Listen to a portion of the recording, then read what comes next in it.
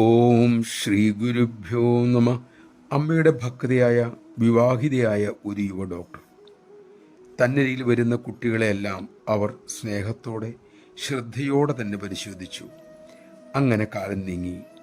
താമസിയാതെ അവർക്കൊരു കുഞ്ഞു പിറന്നു. കുറച്ചു കാലം കഴിഞ്ഞവർ അമ്മയെ കാണാനെത്തി. അന്നവർ അമ്മയോട് പറഞ്ഞു, അമ്മേ, എനിക്ക് കുഞ്ഞു പിറന്നതോടെ എൻ്റെ ഉള്ളിൽ വലിയ മാറ്റങ്ങളുണ്ടായി. ഇപ്പോൾ അരയിൽ വരുന്ന കുഞ്ഞുങ്ങളെ സ്വന്തം കുട്ടിയായിട്ടാണ് ഞാൻ കാണുന്നത്. ആ കുട്ടികൾക്ക് അസുഖം വരുമ്പോൾ അവരുടെ മാതാപിതാക്കൾക്കുള്ള നൊമ്പരം എനിക്ക് ശരിക്കും മനസ്സിലാകുന്നുണ്ട്. സാധുക്കളാണ് മരുന്ന് വാങ്ങാൻ വരുന്നതെങ്കിൽ പണമില്ലെങ്കിൽ ഞാൻ അവർക്ക് പണവും മരുന്നും നൽകും.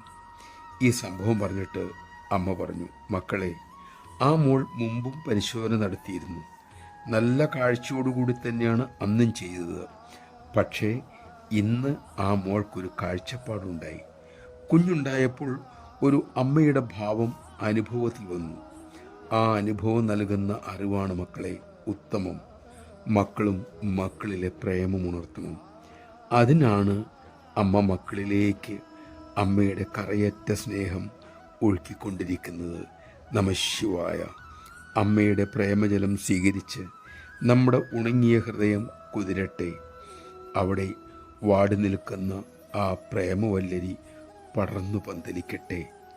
അതിനായി നമുക്ക് അമ്മയോട് പ്രാർത്ഥിക്കാം.